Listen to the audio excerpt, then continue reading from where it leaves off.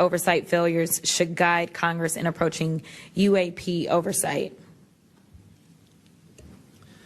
Generally speaking, we would advise this Congress to ensure that agencies adopt a general policy in favor of disclosure instead of a knee-jerk needing to overclassify information and documents.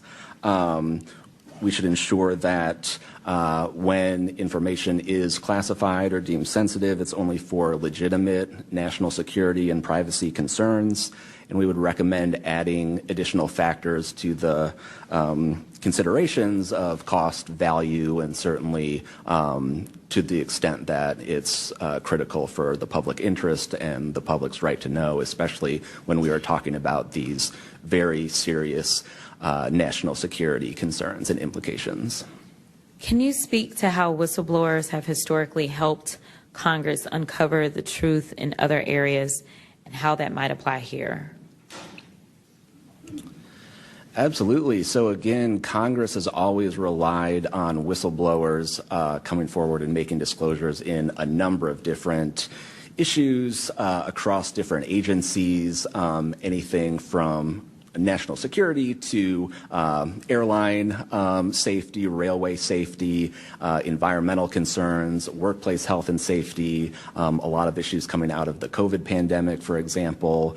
Whistleblowers have come forward with important disclosures on just about any critical issue affecting our government and affecting the American people, all of which have grave implications for the rights and protections that we have and how we live our lives in communities across the country.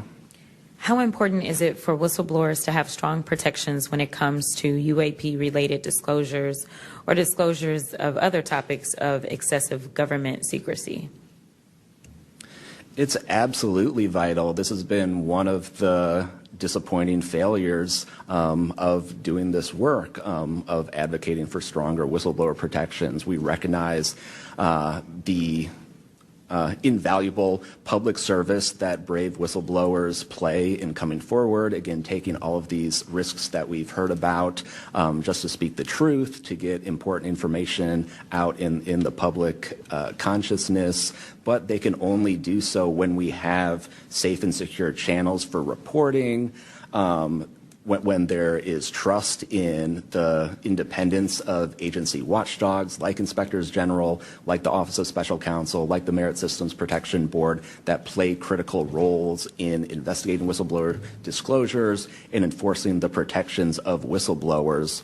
All of that is essential to allow whistleblowers to keep coming forward and playing these incredibly important public roles. Thank you so much. Let me just say this. People look at Congress, especially now, and they see a lack of unity. They don't see the ability for us to come together really on much of anything. I will say that I do applaud the chairwoman and the work of this committee because for once I feel like we are focusing on governing, which should be about transparency. The reality is that we cause more harm than good when we allow a lack of transparency to fester. It allows for all types of conspiracy theories instead of us actually making the investments that we need to make to get the information and actually provide it to the American people. The reason that I wanted to focus on making sure that we answer some questions specifically around the protections of those that are willing to come forward is because the only way that we can make this government actually work for all of us is if no matter where you are in this federal government, you feel as if you are safe when you come forward with information of any issue. And so I do want to thank you for all of your stories. The reality is that we only get 5 minutes and the vast majority of everything that you have to say cannot be contextualized within 5 minutes.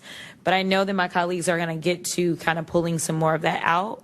But again, I really just want to thank you for your courage in this moment and thank you for your service to our country.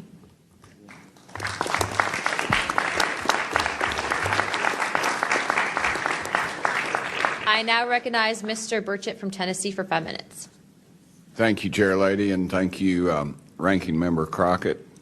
I see a lot of friends out there, and I see a couple enemies, so I'll kind of remember that. But it's a pleasure being here. I want to remind people, too, this thing is an ongoing deal. We're not going to get this overnight. We've been fighting this battle, some of y'all, for 30 years and maybe longer. I hope we just keep focused on what we're trying to get to is total disclosure.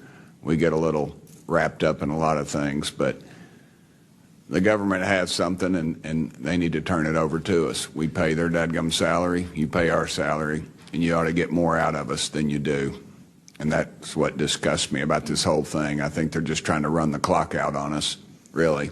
They'll poke us a little, and they'll make jokes to us and try to pull us off the target, but I think we know where we're at, and that's why they're firing at us, because we are over the target. My first question is, Mr. Knapp, I recently introduced the UAP Whistleblower Protection Act to help provide whistleblower protection to federal personnel for disclosing the use of federal taxpayer funds to investigate UFOs. I still don't want to say UAPs. How can Congress further increase whistleblower protections?